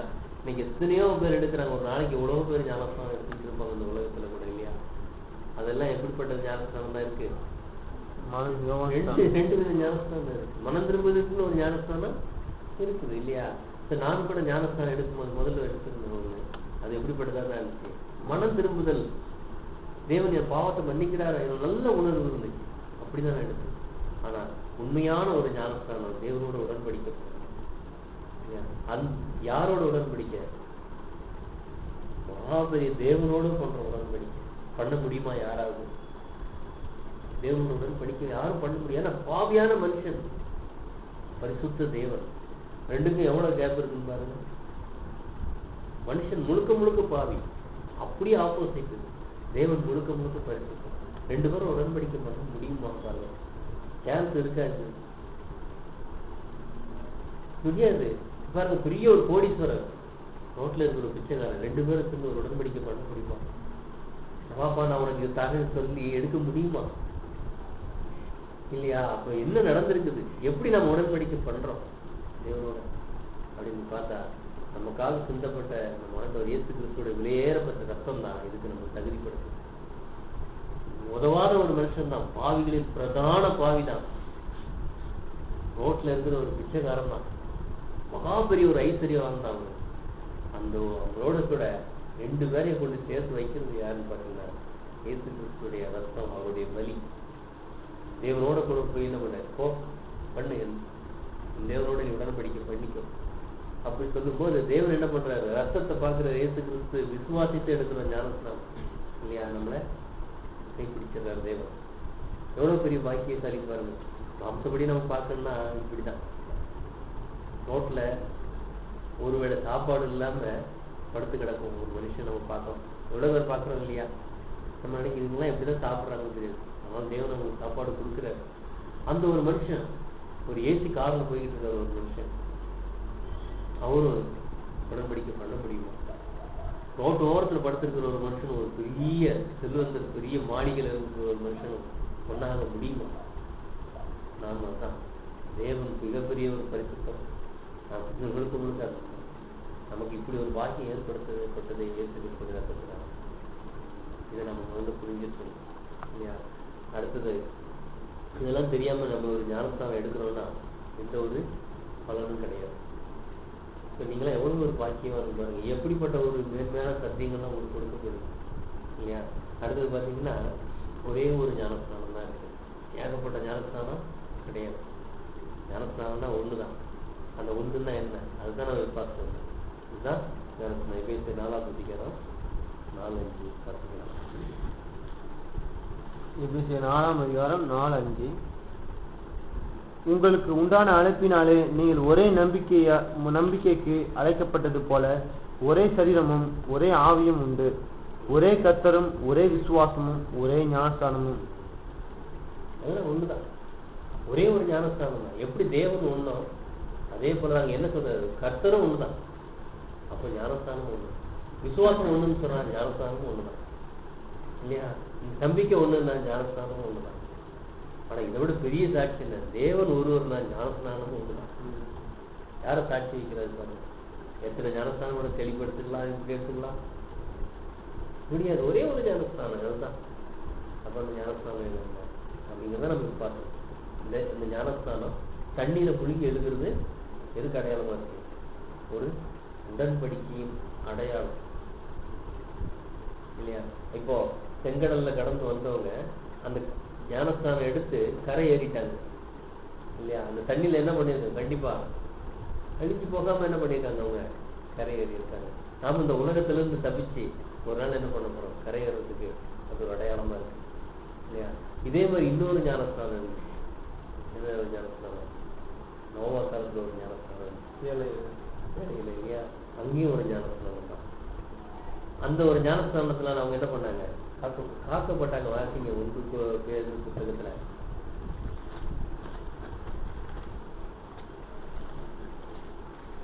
1 பேதுரு 3ஆம் அதிகாரம் 20ஆம் வசனம். 3:20. அந்த ஆவிகள் பூர்வத்திலே நோவா பேழையை ஆயத்த பண்ணும் நாட்களிலே தேவன் நீடிய பொறுமையோட காத்திருந்த போது கீழ்ப்படியாமல் போனவைகள் அந்த பேழைகளை சிலராகி 8 பேர் மாத்திரம் பிரவேசித்து ஜலத்திலே காக்கப்பட்டார்கள். ஜலத்தினாலே காக்கப்பட்டார்கள். ஜலத்தினாலே காக்கப்பட்டார்கள். அதற்கு ஒப்பனையான ஞானஸ்தானமானது மாம்ச அழுக்கை நீக்குதலாயிராமல் தேவனை பற்றும் நல் மனசாட்சியின் உடன்படிக்கையாய் இருக்கிறது இருந்து இப்பொழுது நம்மை இயேசு கிறிஸ்துவினுடைய உயிர்த்தெழுதலில் ரட்சிக்கிறது. பாருங்க, அதுக்கு ஒப்பனையான ஞானஸ்தானம். ஏன்னா அங்க ஜலத்தினால காக்கப்பட்டார்கள். உலகம் ஜலத்தினால அழிக்கப்பட்டுச்சு, அதே ஜலத்தினால காக்கப்பட்டாங்க. அதற்கு ஒப்பனையான ஞானஸ்தானம் நமக்கு சொல்றாரு ஆனது மாம்ச அழுக்க நீக்கல. நீங்க தண்ணியில முங்குறதுனால உங்களுக்கு உங்க சரீரத்தினோட அழுக்க நீக்கல. அது தேவனை பற்றும் நல் மனசாட்சியின் உடன்படிக்கை. தேவனோடு நாம் செல்ற ஒரு உடன்படிக்கை, மனசாட்சியின்படி செய்கிற உடன்படிக்கை. அப்போ இந்த உடன்படிக்கை என்ன பண்ணுமா, இயேசு கிறிஸ்துவோட உயிர் தெளிவினாலே நம்மை ரட்சிக்கிறது. இது மாம்ச அழுக்க நீக்கல, இன்னொரு அழுக்கு நீக்குது. எது? நல் மனசாட்சியை சுத்திகரிக்கும். நம்முடைய மனதில் எப்படிப்பட்ட அசுத்தங்கள் இருக்கு அதெல்லாம் நீக்கி நம்ம சுத்திகரிக்கிறதுக்கு இந்த உடன்படிக்கையில தேவன் ஒரு மேன்மை வச்சிருக்கிற. நம்ம இன்னொரு இடத்துல பார்த்தோமே, வாய்ப்புள்ள போறதெல்லாம் தீட்டுப்படுத்தும், வெளியே வர்றது தீட்டுப்படுத்தும். பழைய ஏற்பாடுல நம்ம நாங்க இது சாப்பிட்டா தீட்டுப்படுத்தும் சொல்லிட்டு இருப்பாங்க. நீங்க வெளியே வர்றதுதான் மனுஷனை தீட்டுப்படுத்தும். ஆனா ஒரு வசனம் வாசித்து பாருங்க, தீட்டு உள்ளது ஒன்னும் அங்க பிரயோசிக்காது. எங்க இருக்கு பாருங்க வசனம், வெளிப்படுத்தல் 19ஆம் அதிகாரம்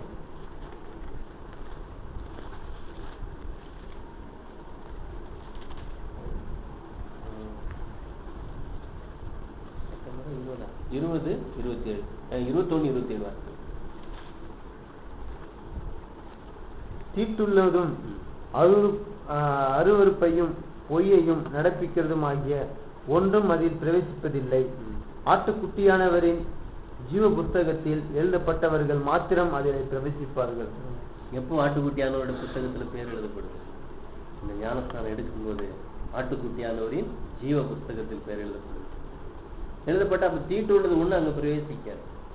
எது தீட்டு உள்ளது? உள்ளத்திலிருந்து வெளியே வர்றது தீட்டு உள்ளதா இருக்குது. அப்ப அந்த தீட்டெல்லாம் நம்மளை என்ன பண்ணுவோம்? அதான் இந்த வசனம் வாசிச்சோம்ல, கழுவி மனசாட்சியை சுத்திகரிக்கக்கூடிய ஒரு உடன்படிக்கை தான்.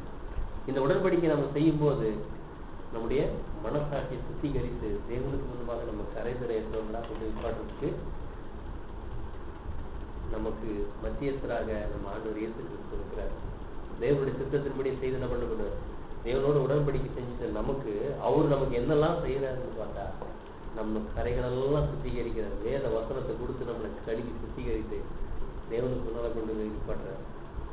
இதுக்கு இந்த உடன்படிக்கை எவ்வளவு முக்கியமானது தெரியுமா? எல்லா இறக்கத்தையும் அதுல காண்பிக்கணும்னா என்ன வேணும் நமக்கு? அந்த ஒரு உடன்படிக்கை நமக்கு அவ்வளவு ஹெல்ப் பண்ணுது. பழைய பாட்டுல உடன்படிக்கை இருந்துச்சு, ஒரு தப்பு செஞ்சாலும் தண்டிக்கப்பட்டுச்சு. அது காரணம் அங்க இருந்த ரத்தத்தோட வேல்யூ அவ்வளவுதான். என்ன ரத்தங்க? காளை வெள்ளாட்டு கடை ரத்தம். இவருடைய ரத்தம் நமக்கு என்ன பண்ணுது? ஃபுல் மன்னிப்பு கொடுக்குது. அங்க ஒரு வருஷத்துக்கு தான் என்ன பண்றாங்க, அவங்க வருஷம் கொண்டு பலி செலுத்துறாங்க. இந்த ஒரே பலி நம்மளை பூர்ணப்படுத்திருக்கு. அப்ப தேவனுடைய இரக்கம், அவருடைய அன்பு, தயவு எல்லாத்தையும் இந்த உடன்படிக்கையில் தான் அவர் காட்ட முடியும். இஸ்ரேல் மக்கள் காட்ட முடிஞ்சதா தேவன் இரக்கத்தையும் அன்பையும்? காட்ட முடியாது. ஏன்னு கேட்டா மீறிட்டா என்ன பண்ணுவாங்க? கண்டிக்கப்படுவாங்க. ஓய்வு நாள்ல விறகு பறிக்க கூடாது, தேவனுடைய கட்டளை. ஒருத்தன் போய் பிறக்கிட்டு இருக்கான், அவனை எடுத்துட்டு போய் என்ன பண்றாங்க? கல் எடுத்து கொண்டுடுறாங்க விறகு பிறக்கிறதுக்கு. ஆனா நமக்கு எத்தனையோ தப்பு செய்யறோம், ஏன் காக்கப்படுறோம்? இயேசு கிறிஸ்துவின் ரத்தம், அந்த ஒரு உடன்படிக்கையோட ரத்தத்துக்கு அவ்வளவு ஒரு வேலை இருக்கு. அப்ப நம்ம சேர ஒரு உடன்படிக்கை எவ்வளவு மேன்மையானது பாருங்க. தேவனோட சேர ஒரு நல் மனசாட்சி உடன்படிக்கை. இந்த உடன்படிக்கை ஏற்படுத்தப்பட்டா என்ன நடக்கும் அப்படின்னு பாத்தீங்கன்னா, ஒரு காலத்துல நம்ம என்ன பண்ணோம்? பாவத்துல மரிச்சு போயிருந்தோம் இல்லையா? இப்போ கிறிஸ்துவோட கூட எழுப்பப்படுறோம். நம்முடைய மனதாகப்பட்டது என்ன பண்ணுது? புதுப்பிக்கப்படும். மனம் திரும்புதல். எப்போ இந்த ஞானஸ்தானம் எடுக்கும்போது என்ன ஆயிடுது? மனது திருப்பப்படுது. எங்க திருப்பப்படுது? தேவனிடத்துக்கு திருப்பப்படுது மனது. இதுக்கு முன்னாடி என்ன பண்ணிச்சு? இன்னும் சொல்லப்பட்ட ஊமையான விக்கிரங்களுக்கு பக்கம் திருப்பப்பட்டிருந்ததுன்னு சொல்லப்பட்டிருக்கு. வேற என்ன எங்கெல்லாம் திருப்பப்பட்டது? மாம்சம், நம்ம மனது எதையோ விரும்பிட்டு போச்சு. இப்ப நம்ம மனது பட்டு தேவன் பக்கம் திருப்பப்படுது. அதான் மனம் திரும்புதல். மனம் திரும்பும் போது மனம் புதிதாகிறது பாருங்க. அவ்வளவு ஒரு மென்மை இருக்கு இந்த உடன்படிக்கை. நம்முடைய மனதை சுத்திகரிக்குது, நல் மனசாட்சி உண்டாக்குறது. நாம் ஒரு தப்பு செய்யும் போது நம்முடைய மனதில் கொண்டு நம்மளை உணர்த்துது, தப்புன்னு உணர்த்துது. ஆனா அந்த உலகத்துக்கு அது இருக்கான்னு பாருங்க, கிடையாது. இந்த ஒரு நல் மனசாட்சியின் உடன்படிக்கை நம்முடைய தவறுகள் எல்லாம் காண்பிக்கும். அப்ப அந்த மனசாட்சி நாம் செவி கொடுக்க வேண்டியதாக இருக்கு. அதான் சொல்றது, நமக்கு எந்த ஒரு பிரமாணம் இருக்கும்? மனசாட்சி தான். எது தகுதினா நம்ம மனசாட்சி சொல்லும் போதே நம்ம என்ன பண்ணாதுங்க, விட்டு விலைக்கலாம் இல்லையா? அடுத்தது பாருங்க, இதெல்லாம் தெரியாம நம்ம எடுக்கிற ஒரு ஞானஸ்தானம் எதுக்கும் பலது கிடையாது. தீர்ப்பு 3ஆம் அதிகாரம் 5ஆம் வசனம் வாசிங்க. இந்த ஞானஸ்தானம் தீர்ப்பு 3ஆம் அதிகாரம் 5ஆம் வசனம். நாம் செய்த நீதியின் கிரிகையின் நிமித்தம் அவர் நம்மை ரட்சியாமல் தமது இரக்கத்தின்படியே மறுஜென்ம முழுக்கினாலும் பரிசுத்த ஆவியினுடைய புதிதாக்குதலினாலும் நம்மை ரட்சித்தார். பாருங்க, அது என்னவா? அவருடைய இரக்கத்தின்படியே மறு ஜென்ம முழுக்கு. இந்த ஒரு முழுக்கு எப்படிப்பட்டதான்? மறு ஜென்மம், இனி வரப்போற ஜீவனுக்கு நம்மளை கொண்டு போகக்கூடியதாக இருக்குது. மறு ஜென்மத்துக்கு, இன்னொரு ஜென்ம வாழ்க்கைக்கு நம்மளை என்ன பண்ணிடுது? கொண்டு போயிடுது. மறு ஜென்ம முழுக்கினாலே, பரிசுத்த ஆவியில் புதிதாக்குறதுனாலே நம்மை ரட்சித்தார். எவ்வளவு பெரிய ஒரு மேன்மை பாருங்க. அடுத்தது, இந்த ஞானஸ்தானம் எடுக்கும்போது தேவன் பரிசுத்த ஆவி என்ன பண்ணிருக்காரு? அப்போஸ்தலர்களுக்கு நேரடியாக அங்க என்ன பண்ண கொடுக்கப்பட்டது பார்க்கிறோம் இல்லையா? ஒரு வசனம் வாசிக்கலாம். அப்போஸ்தலர் 10ஆம் அதிகாரம் 44-45 வாசிக்கலாம்.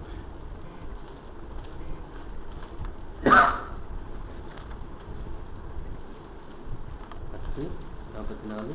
10:44-45. இந்த வார்த்தைகளை பேதுரு பேசிக் கொண்டிருக்கையில் வசனத்தை கேட்டவர்கள் யாவர் மேலும் பரிசுத்த ஆவியானவர் இறங்கினார். அவர்கள் பல பாஷைகளை பேசுகிறது பாருங்க, இந்த வார்த்தைகளை பேதுரு பேசிக் கொண்டிருக்கு. பரிசுத்த ஆவி அதாவது வானத்தை வசனத்தை கேட்டவர் யாவர் மேலும் பரிசுத்த ஆவி இறங்கினது. வேத வசனம் தேவனுடைய பரிசுத்த ஆவி நமக்கு கொடுக்கப்பட்டு இதுவே வழி இது நடவுங்கள் என்று சொல்லக்கூடிய ஒரு சத்தம் நம்ம காதுல எப்ப சொல்லிக்கணும்? இந்த உடன்படிக்கை ஏற்படுத்தப்பட்டவர்களுக்கு தான் இல்லையா? அடுத்தது அதாவது ஜீவபலியை ஒப்பு கொடுத்தவர்களுக்கு பரிசுத்த ஆவி வழி நடத்தல் நமக்கு எப்போதும் இருக்கும். அடுத்தது நம்ம ஆபத்துல இருந்து நம்மளை பாதுகாக்கும். எப்படின்னு கேட்டீங்கன்னா, தேவனோடு உடன்படிக்கை செஞ்சவங்களுக்கு என்ன ஒரு பாதுகாப்பு இருக்குது?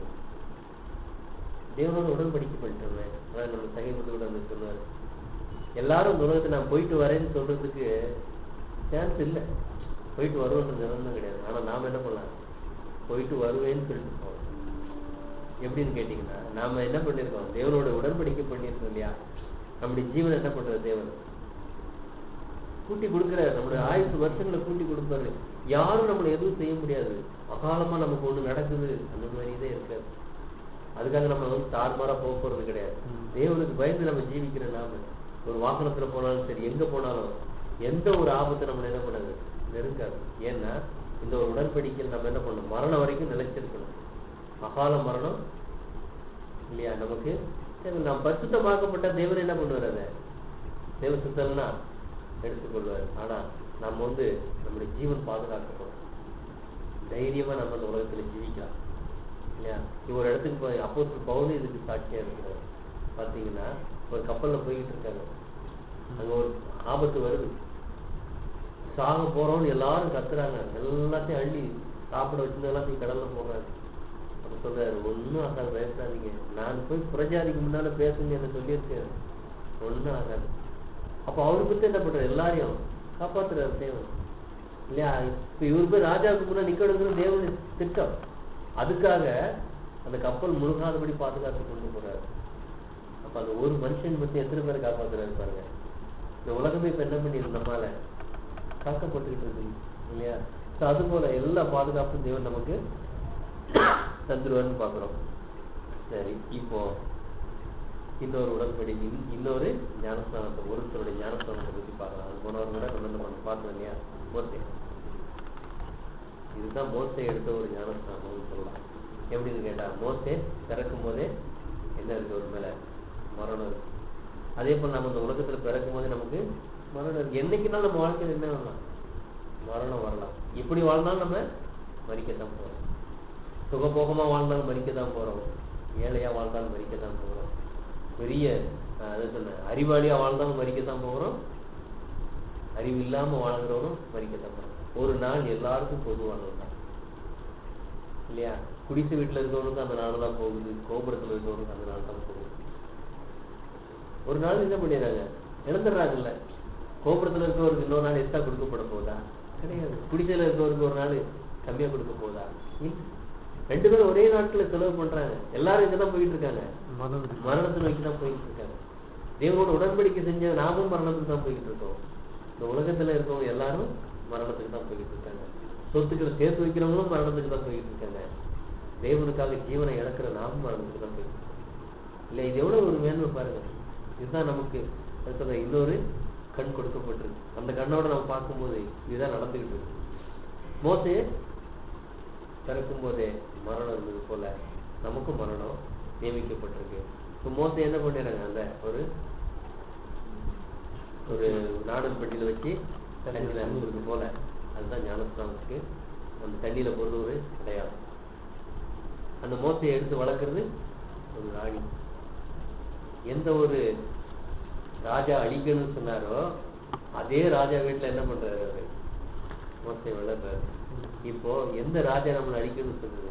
தேவன் என்ன சொன்னாரு? நீ சாகவே சாவாய். அவர் தானே சொன்னாரு. எந்த தீர்ப்பு? இந்த பழத்தை புத்திக்கிறானே சாவாய். யாருக்கு அந்த தீர்ப்பு? இன்னைக்கு வாழ்ற எல்லா ஆதாமுடைய மக்களுக்கும் அந்த தீர்ப்பு தான் இல்லையா? அவர் தானே தீர்ப்பு பண்ணாரு. குழந்தை தூக்கி நதியில போடு சொன்னது யாரு? அந்த ராஜா தான். ஆனா அந்த குழந்தை யார் வீட்டுல தான் போய் வளருது? ராஜா வீட்டுல போய் வளருது இல்லையா? அந்த ஞானஸ்தானம் எடுத்த குழந்தை. அப்போ சாகவே சாவாயின்னு சொன்னவரும் தேவன் தான். ஆனா ஞானஸ்தானம் எடுத்து நாம எங்கதான் போறோம்? தேவனுடைய பாதுகாப்புக்கு போயிடுறோம் இல்லையா? எல்லா பாதுகாப்பும் என்ன பண்ணிடுறாரு அந்த ராஜா? அந்த குழந்தைக்கு ட்ரெஸ் கொடுக்குறாரா? உணவு கொடுக்குறாரா? என்ன ட்ரெஸ் கொடுத்துருப்பாரு? ராஜா ட்ரெஸ் இல்லையா? நமக்கு என்ன ட்ரெஸ் கொடுக்குறாரு? நீதி ட்ரெஸ் கொடுத்துறாரு இல்லையா? அந்த குழந்தைக்கு என்ன ஒரு சாப்பாடு? ராஜ சாப்பாடு. ஆனா வீட்டுல இருந்து என்ன சாப்பாடு தான் கிடைச்சிருக்கோங்க? ரொம்ப சாதாரண ஒரு சாப்பாடு இல்லையா? ராஜ சாப்பாடு. இப்ப ஜீவபலியா ஒப்பு கொடுக்கிற நம்ம ஞானஸ்தானம் எடுக்கிற நமக்கு என்ன ஒரு சாப்பாடு? இந்த உலகத்துல யாருக்குமே கிடைக்காத ஒரு சாப்பாடு இல்லையா? சத்தியத்தை நம்ம கொடுத்துறாரு. மனுஷன் அப்பத்தினால மாத்திரம் இல்லை, தேவனுடைய வார்த்தையில பிழைப்பான்றது நல்ல ஒரு சாப்பாடு நம்ம கொடுக்குறாரு. இந்த சாப்பாடு என்ன கணக்கு? நமக்கு நம்ம ஜீவனை சேவ் பண்ணுது இல்லையா? அப்புறம் அடுத்தது ஒரு சேவகர் என்ன பண்ணுவாங்க? அவரை பாதுகாப்பாங்க. மோசே போனா அவர் பின்னால் என்ன பண்ணுவாங்க? 2 பேரு போவாங்க இல்லையா? அது போல இப்ப நமக்கு யாருதான் இருக்காங்க பாதுகாப்புக்கு? தூதர்கள். தேவன் தூதர்களை வச்சு நம்ம என்ன பண்றாரு? பாதுகாக்கிறாரு இல்லையா? அடுத்தது இன்னொரு பாருங்க, அந்த குழந்தைக்கு என்னென்ன பாதுகாப்பு எல்லாம் தேவன் கொடுத்திருக்கிறாரு. குழந்தை என்ன பண்ணுது? வளருது நாளுக்கு நாள். நாம கூட என்ன பண்றோம்? வளர்றோம். குழந்தையா இருந்து தானே வளர்றாரு. கிறிஸ்துக்குள்ள குழந்தையா இருக்கு. நாம என்ன பண்றோம்? நாளுக்கு நாள் வளர்றோம். வளர்றதுக்கு தேவையான ஆகாரம் எல்லாம் என்ன பண்றது? நமக்கு கொடுத்துக்கிட்டே இருக்கிறாரு. வளர்ந்து நமக்கு ஞானத்திலையும் அறிவிலையும் எகிப்தின் சகல சாஸ்திரங்களையும் கற்று சேர்ந்தது போல நம்ம சத்தியத்துல எல்லாவற்றிலையும் கிறிஸ்தியத்துக்குள் தேறினவர்களாக நம்ம மாறுவோம். எல்லாத்துக்கும் நம்ம கொடுக்கறது யாருதான்? தேவனே கொடுக்குறாரு இல்லையா? எந்த ஒரு பார்வோர் அந்த குழந்தைய அடிக்கணும்னு சொன்னாரோ அந்த பார்வோர் வீட்டுல இருந்தே அந்த குழந்தைக்கு எல்லாம் தேவையானதை கொடுக்கப்பட்டு அந்த குழந்தை வளருது. எந்த தேவன் சாகவே சாவாயின்னு நம்ம ஆதி தகப்பன்னு சொன்னாரோ அதே தேவன் கிறிஸ்தியத்துக்குள்ள நம்ம வளர்க்கிறாரு, பாதுகாக்கிறாரு. தேவ தூதர்களை வச்சு பாதுகாக்கிறாரு. எவ்வளவு பெரிய ஒரு மேன்மை பாருங்க. வளர்ந்து வளர்ந்து வளர்ந்து வளர்ந்து வந்துட்டு இருக்கு அந்த குழந்தை இல்லையா? அது போல நாமும் வளர்ந்து வந்து ஒரு நாள் என்ன பண்ண போறோம்? அந்த மோசே என்ன பண்ணாரு? அந்த இஸ்ரேல் ஜனங்களையே வழி நடத்தினார். நாம கூட வளர்ந்து என்ன பண்ண போறோம்? ஒரு நாள் இந்த உலக ஜனங்களை வழி நடத்த போறதுக்கு இது ஒரு அடையாளமா இருக்கு. ஸோ இப்படி பார்க்கும்போது இந்த நம்முடைய ஜீவன் எப்படிப்பட்டது அப்படிங்கிறத இப்ப நம்ம ஒரு வசனம் வாசிக்கலாம். 1 பேதுரு புத்தகம் 1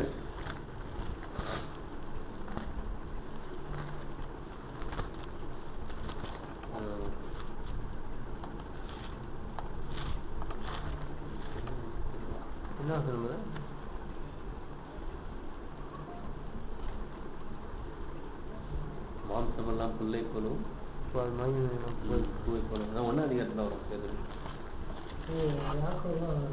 1:24 23, 24 வாசிங்க.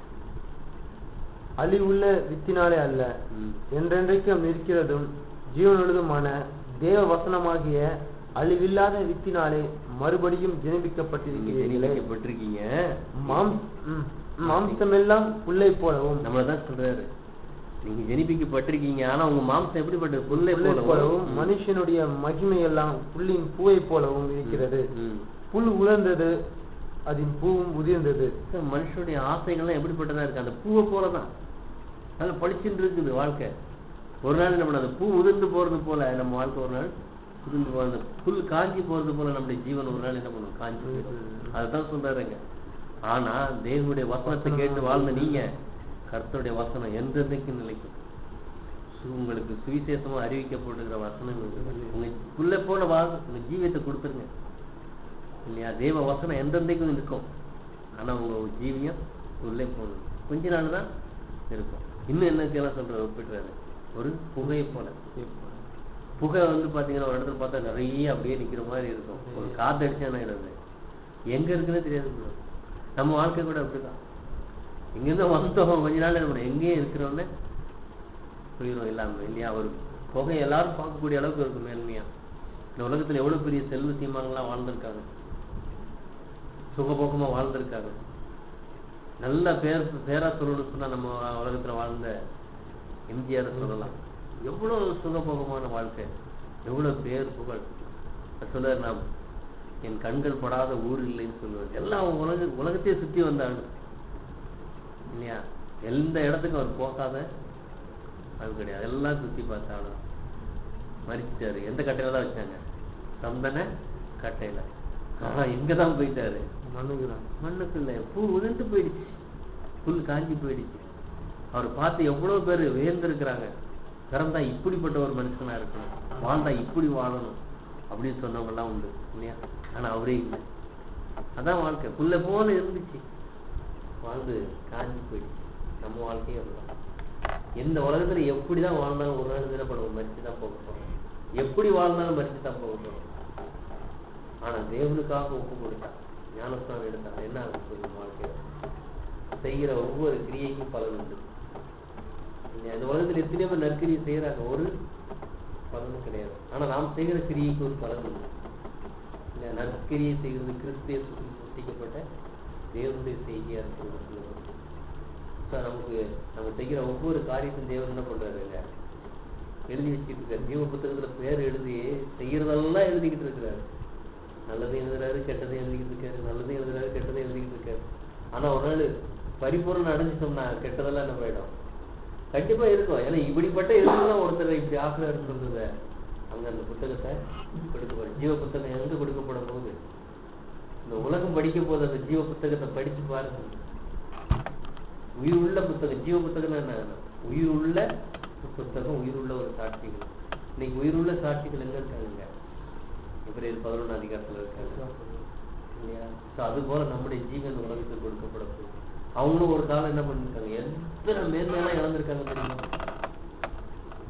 அவங்க வாழ்க்கையில யாரெல்லாம் சொல்லலாம்.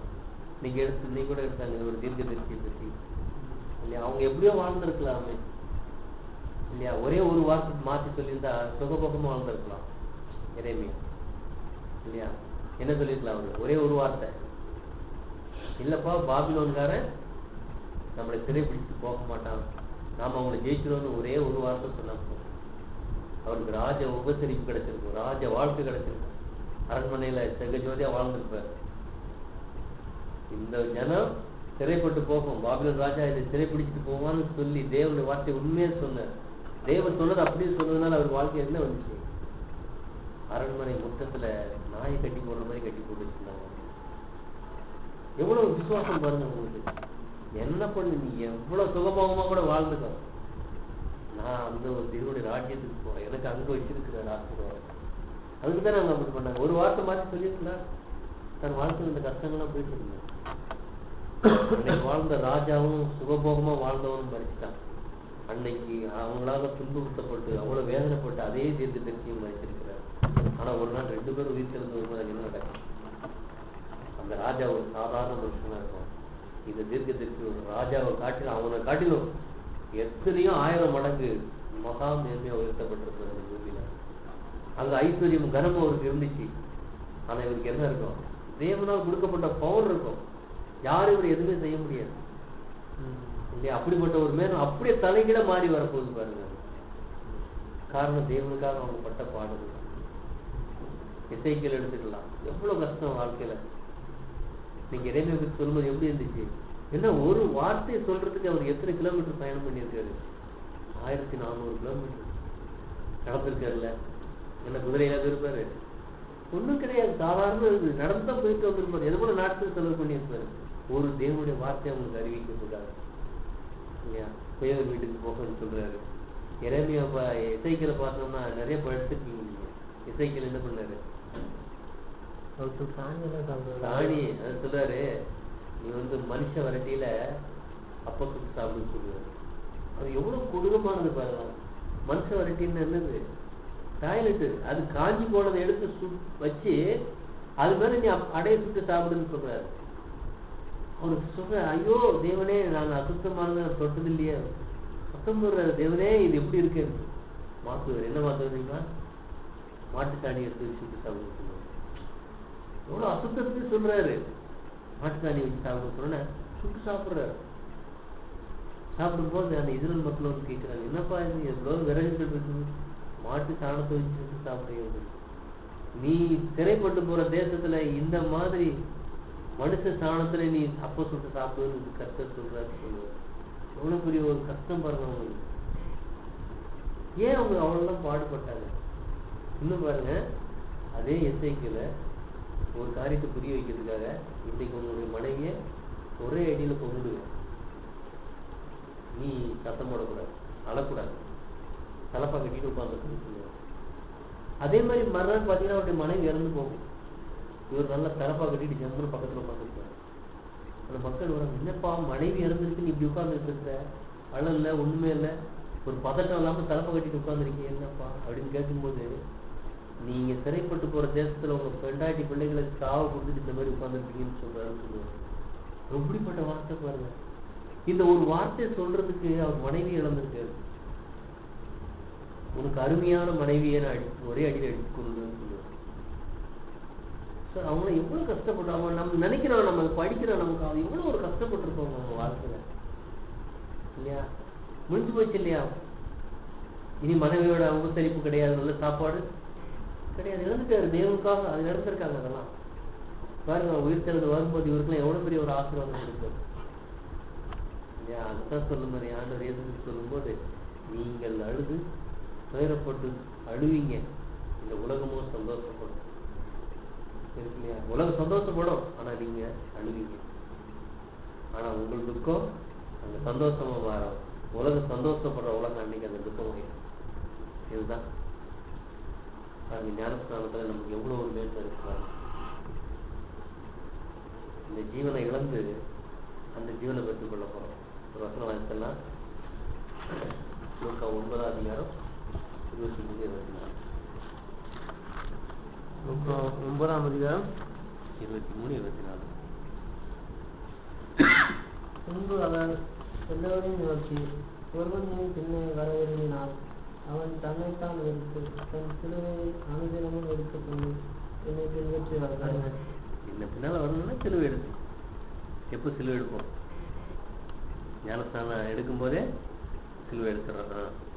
தன் ஜீவனை ரட்சிக்க விரும்புகிறவன் அதை இழந்து போவான். எதை இழந்து போவான்?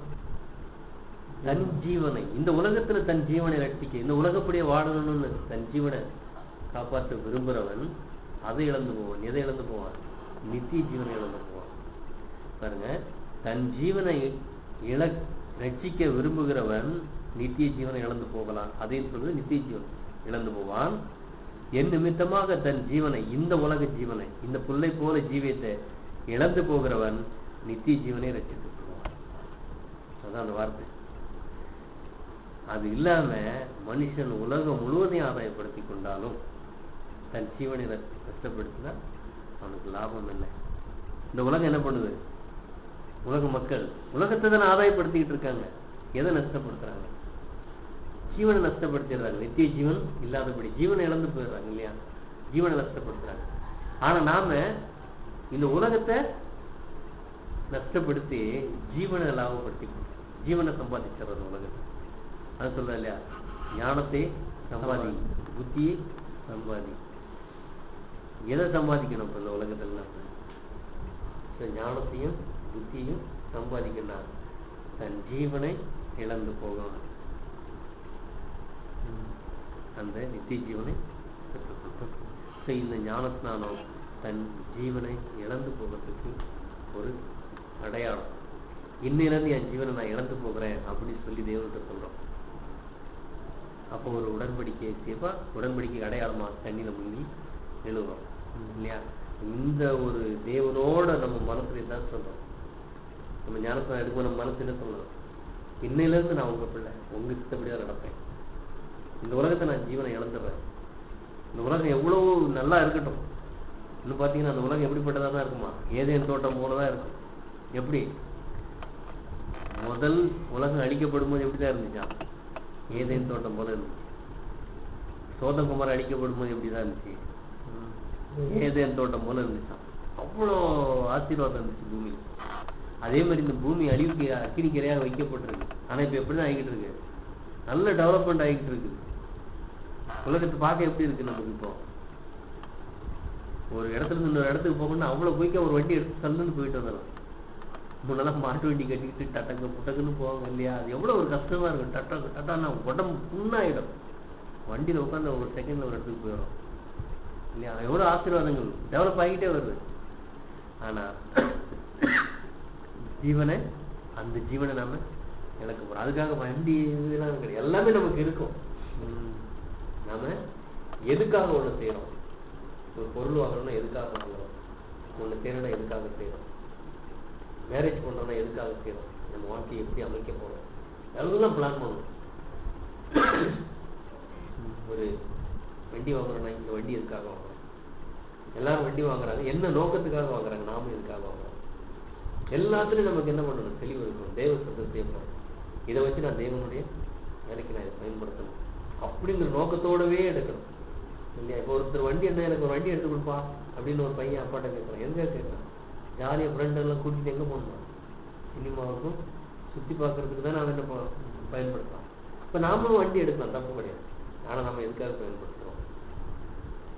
தேவனுடைய வார்த்தையை சுமந்துட்டு போய் யாருக்காக போய் கொடுக்கறதுக்கு அதை பயன்படுத்தணும்னா நம்ம எவ்வளோ ஒரு பெரிய பாக்கியம் இல்லையா? அப்படி எல்லாத்தையும் பிளான் பண்ணணும் நம்ம வாழ்க்கையை. அப்போ நம்ம தேவனுக்கு ஒப்பு கொடுத்துட்டோம்னா இதுதான் நம்முடைய நோக்கமாக இருக்கும். இதுதான் ஒரு ஞானஸ்தானம். ஞானஸ்தானங்கிறது தேவனோடு செய்கிற ஒரு உடன்படி. இந்த மாதிரி யோசனைகளை நம்ம கரெக்டாக வச்சு ஞானஸ்தானம் எடுக்கும்போது அதுக்கு பலன்.